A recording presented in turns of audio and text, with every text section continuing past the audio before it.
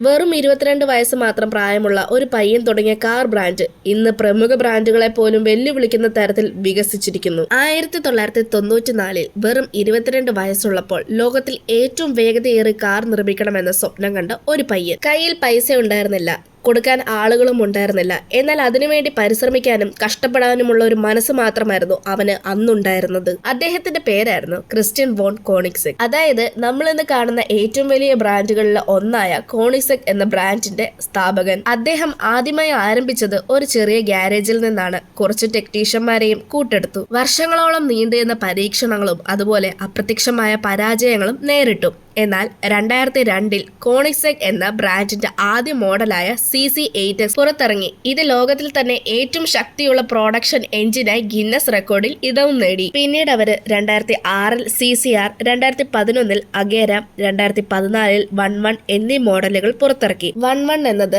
1 kilogram തൂക്കത്തിന് 1 horse power എന്ന അനുപാതമുള്ള ലോകത്തിലെ ആദ്യ കാറായിരുന്നു. അതിനുശേഷം റെഗേറ, എസ്കോ, ജെമേറ തുടങ്ങിയ മോൺസ്റ്റർ കാറുകളും പുറത്തിറങ്ങി. കോണിക്സെഗ് ഇന്ന് ബുഗാട്ടിയെ പോലെയുള്ള പ്രമുഖ ബ്രാൻഡുകളെ പോലും വെല്ലുവിളിക്കുന്ന തരത്തിൽ വികസിച്ചിട്ടുണ്ട്. കോണിക്സെഗ് ഇന്നൊരു ബ്രാൻഡ് അല്ല, അതൊരു സ്വപ്നത്തിന്റെ വിജയമാണ്. നിങ്ങൾക്ക് കോണിക്സെഗ് ബ്രാൻഡിലെ ഏറ്റവും ഇഷ്ടമുള്ള കാർ ഏതാണെന്ന് കമന്റ് ചെയ്യും. ഇതുപോലെയുള്ള കൂടുതൽ വീഡിയോസിനായി ചാനൽ സബ്സ്ക്രൈബ് ചെയ്യാനും ഇൻസ്റ്റാഗ്രാമിൽ ഫോളോ ചെയ്യാനും മറക്കല്ല്.